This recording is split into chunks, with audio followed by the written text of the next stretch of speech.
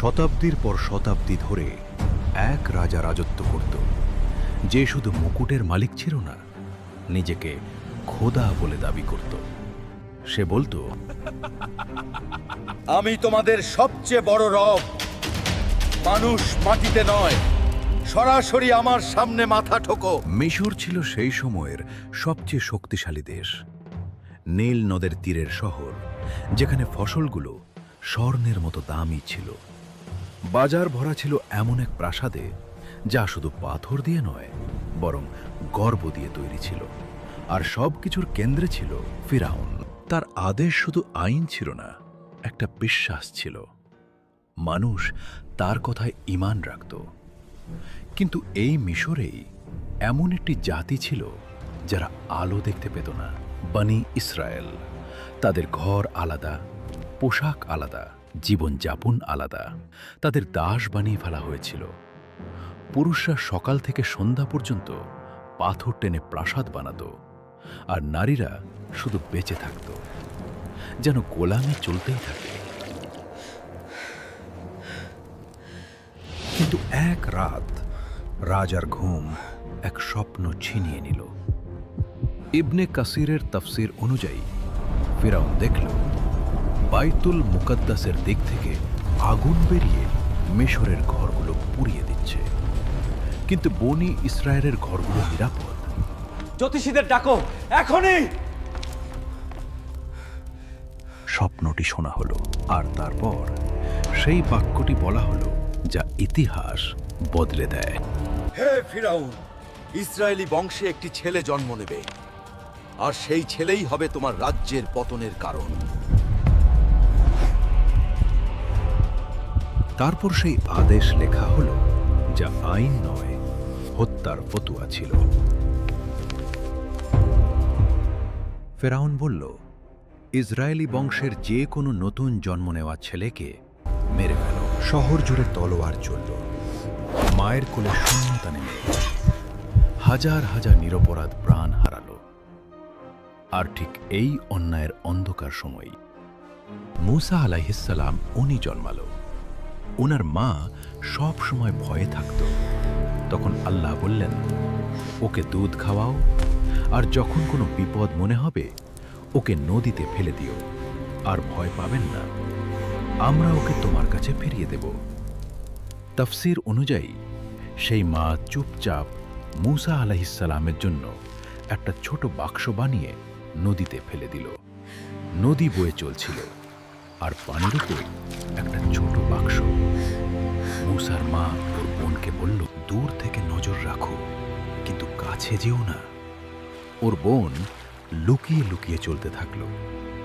অবশেষে ওই বাক্স ফেরাউনের প্রাসাদের ধারে পৌঁছে গেল।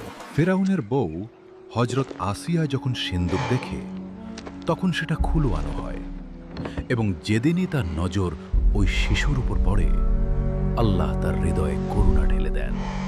সে তৎক্ষণাৎ বলে, ওকে মেরে ফেলা যাবে নাই, হয়তো এটা আমাদের জন্য লাভজনক হবে, অথবা আমরা ওকে ছেলে হিসেবে গ্রহণ করব। ফিরাউন ওই শিশুটাকে দেখল, একই জাতের শিশু, যার বংশধরকে সে মুছে ফেলতে চাচ্ছিল, কিন্তু অহংকার বলে উঠল, এই শিশু কি আমাদের নষ্ট করতে পারবে? আর এখান থেকেই ফিরাউনের পতনের সময় শুরু হল। মূসা আলাইহিসসালাম অন্য কোনো মহিলার দুধ গ্রহণ করেন না। রাজপ্রাসাদ অস্থির হয়ে ওঠে। তখন তার বোন এগিয়ে আসে এবং বলে, আমি আপনাকে এমন এক মেয়ের কথা বলবো যে সেই শিশুটির যত্ন ভালোভাবে নেওয়ার কথা বলবো। আর যেই মা তার শিশুকে নদীতে ফেলে দিয়েছিল, আল্লাহ তাকে রাজপ্রাসাদের সম্মানের সঙ্গে ফিরিয়ে দিয়েছিলেন। সময় কেটে গেল এবং মূসা আলাইহিসসালাম বড় হয়ে উঠলেন। আল্লাহ বলেন, যখন তিনি পুরো বয়স এবং বুদ্ধিতে পৌঁছালেন, আমরা তাকে জ্ঞান এবং হিকমত প্রদান করলাম। একদিন মূসা আলাইহিসসালাম শহরে এলেন এবং সেখানে দুই পুরুষ লড়াই করছিলেন, একজন বনি ইসরায়েলের আর একজন মিশরীয়। বনি ইসরায়েলের লোক চিৎকার করে বলল, সেই শব্দটা সরাসরি মূসা আলাইহিসসালামের হৃদয়ে লেগে গেল। মূসা আল সালাম এগোতে লাগলেন। তিনি একটা মুষ্টি মেরে মিশরের জমিনে পড়ে গেলেন আর আর উঠলেন না। মূসা আল সালাম বুঝতে পারলেন এটা খুন হয়ে গেছে আর আল্লাহর কাছে ক্ষমা চাইলেন। আল্লাহ বলেছেন, তারপর আমরা ওদের ক্ষমা করে দিলাম, কিন্তু মিশর ক্ষমা করেনি।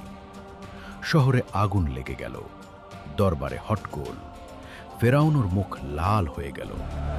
হুকুম এলো, মূসাকে খুন করে ফেলো। শহরের অন্য প্রান্ত থেকে এক লোক দৌড়ে এসে বলল, সর্দার, তোমার খুনের পরিকল্পনা হচ্ছে, এখান থেকে চলে যাও। মূসা আলাইহিসসালাম পেছন ফিরে তাকালেন না, শুধু বিশ্বাস। আল্লাহ বলেন, তিনি ভয় আর আশা দুটোর মাঝখানে আছেন। শহর থেকে বের হয়ে মরুভূমিতে চলে গেলাম। গরম, ক্ষুধা, তৃষ্ণা আর মূসা আলাইহিসসালামের শুধুমাত্র একটা আমার দোয়া ছিল, রব আমাকে দুষ্টদের হাত থেকে বাঁচিয়ে নে এবং নিজের হেফাজতের ছায়ায় রাখ। অবশেষে মূসা আলাইহিসসালাম মদিনায় পৌঁছালেন। শহরের বাইরে একটা কুয়া ছিল, যেখানে পুরুষরা তাদের পশুদের পানি খাওয়াচ্ছিল এবং দূরে দুই মেয়ে চুপচাপ দাঁড়িয়েছিল। মূসা আলাইহিসসালাম তোমরা জিজ্ঞেস দুজন করলেন, কুয়া থেকে পানি নিচ্ছ না কেন? আমরা অপেক্ষা করি যতক্ষণ না পুরুষটা চলে যায়। বলল, আর আমাদের বাবা খুব বৃদ্ধ। মূসা আলাইহিসসালাম একা এগিয়ে গেলেন এবং তাদের জানোয়ারদের পানি দিয়ে দিল আর ওখান থেকে চলে গেল। তারপর একটা গাছের ছায়ায় বসে বলল, হে আমার রব, যা কিছু ভালো তুমি আমার উপর দয়া করো, আমি তার উপর নির্ভরশীল। আমার বাবা আপনাকে ডাকছেন আপনার করা উপকারের জন্য ধন্যবাদ জানানোর উদ্দেশ্যে। ও ছিলেন বয়োজ্যেষ্ঠ হজরত ওয়াইব আলাইহিসসালাম। মুফাসসিরদের মতে মূসা আলাইহিসসালাম পুরো গল্পটা শুনিয়েছিলেন। ওয়াইব আলাইহিসসালাম বললেন, ভয় পেও না, এখন তোমরা অবৈধদের হাত থেকে নিরাপদ। ওয়াইব আলাইহিসসালামের মেয়ে বলল, বাবা, ওনাকে আমাদের কাজের জন্য রাখুন, কারণ তিনি শক্তিশালী এবং অত্যন্ত সতর্ক। হজরত ওয়াইব আলাইহিসসালাম বললেন, আমি আমার মেয়েটার বিয়ে তোমার সঙ্গে দিতে চাই। শর্ত এই, তুমি প্রথমে 8 বছর আমাদের খিদমত করবে, আর যদি 10 বছর পূর্ণ করো সেটা তোমার ইচ্ছা। মূসা আলাইহিসসালাম তা মেনে নিলেন। ওই 10 বছর কোনো সাধারণ বছর ছিল না।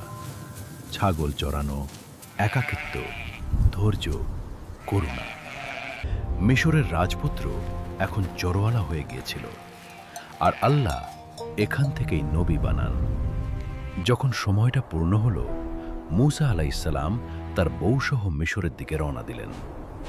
রাতের বেলা ঠান্ডা মরুভূমি। তারপর মূসা আলাইহিসসালাম দূরে পাহাড়ের ওপর একটা আলো দেখলেন আর তার বউকে বললেন, তুমি এখানেই থাকো, আমি ওই আগুনের কাছে গিয়ে হয়তো কিছু আগুন নিয়ে আসব, অথবা কারো কাছ থেকে পথের খবর জেনে আসব। কিন্তু সেটা আগুন ছিল না।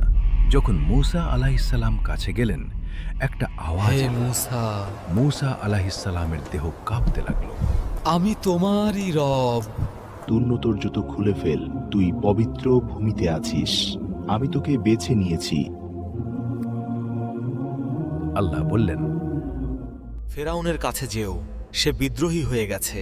তোর লাঠিটা আমার পক্ষ থেকে একটা চিহ্ন, আর তাতে আমরা বিশেষ শক্তি দিয়েছি।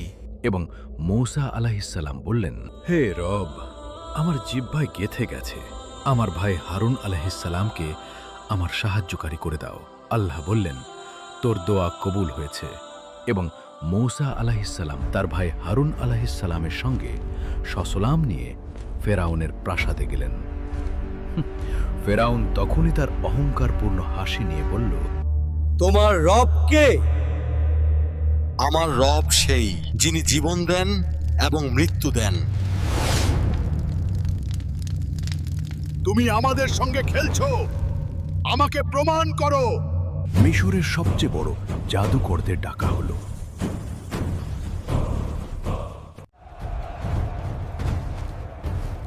তারা দড়ি নিক্ষেপ করল আর মানুষেরা মনে করল সাপ লেগেছে, কিন্তু মূসা আলাইহিসসালাম শুধু লাঠি তুলে মাটিতে রাখলেন, আর তা আসল বিশাল সাপ হয়ে গেল। ওই জাদুকরদের নকল সাপগুলো গিলেও ফেলল।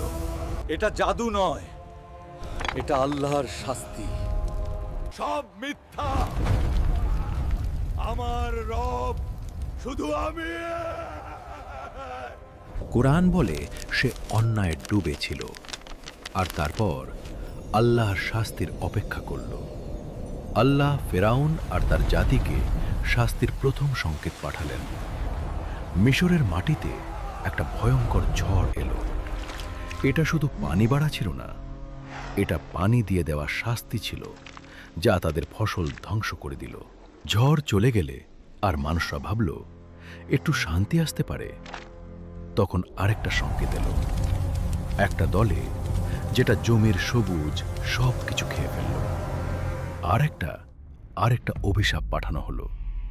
ওটা কোমল লোকদের শরীরে লেগে গেল আর সব কিছুতেই সমস্যা সৃষ্টি করল। তারপর আরেকটা নিদর্শন আসলো, যখন প্রতিটি কোণ থেকে ব্যাঙ বের হওয়া শুরু হলো। পঞ্চম অভিশাপ, মিশরের পানি লাল রঙে রূপান্তরিত হলো, মাছেরা ডুবে গেল। আর ফারাও আবার বলল, জাদু। সব কিছু মূসার জাদু। তারপর আল্লাহ মূসা আলাইহিসসালামকে বললেন, রাতের বেলা আমার বান্দাদের নিয়ে মিশর থেকে বের হয়ে যাও। কম নীরবে তাদের ঘর, জীবন আর অহংকার ছেড়ে রাস্তায় নামল। তাদের কাছে বেশি কিছু ছিল না, না কোনো তলোয়ার, শুধু আল্লাহর সাহায্যের বিশ্বাস। ভোরে যখন ফারাও দেখল যে মিশর থেকে লোকেরা হারিয়ে গেছে, তখন তার অহংকার আরও জেগে উঠল। আমরা ফেঁসে গেছি। এই ভয়ঙ্কর পানি আমাদের ভাগ্যের অপেক্ষায় আছে।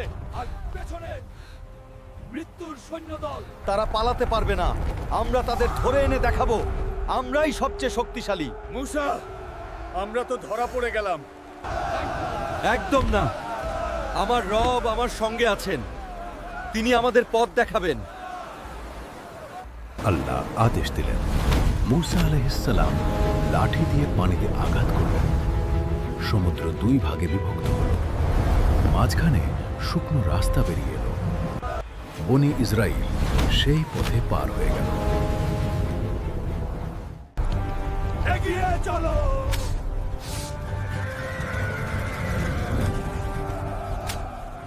যখন বানি ইসরায়েলের শেষ মানুষটিও সমুদ্র পার হয়ে গেল, আল্লাহ আদেশ দিলেন, পানি আবার মিশে যা। ঢেউগুলো ফিরাউন আর তার ফৌজকে চারদিকে ঘিরে ফেলল। যখন মৃত্যু তার সামনে এলো, তখন সে একটা আমি বিশ্বাস করি মোকাবেলা করতে পারল না মূসার ঈশ্বরে। কিন্তু তখন অনেক দেরি হয়ে গেছে। আল্লাহ বললেন, আজ তোমার দেহ রক্ষা করা হবে, যারা অনুসরণ করবে তাদের জন্য একটি নিদর্শন। এই ঘটনা দেখায় যে দুনিয়ার সবচেয়ে বড় অহংকারও আল্লাহর ক্ষমতার সামনে তুচ্ছ। আর ফেরাউনের স্ত্রী আসিয়া, যিনি এই অত্যাচারী স্বামীর ঘরে থেকেও ঈমান ধরে রেখেছিলেন, আল্লাহ তার জন্য জান্নাতে ঘর প্রস্তুত করেছেন। নিশ্চয়ই এতে বুদ্ধিমানদের জন্য রয়েছে নিদর্শন।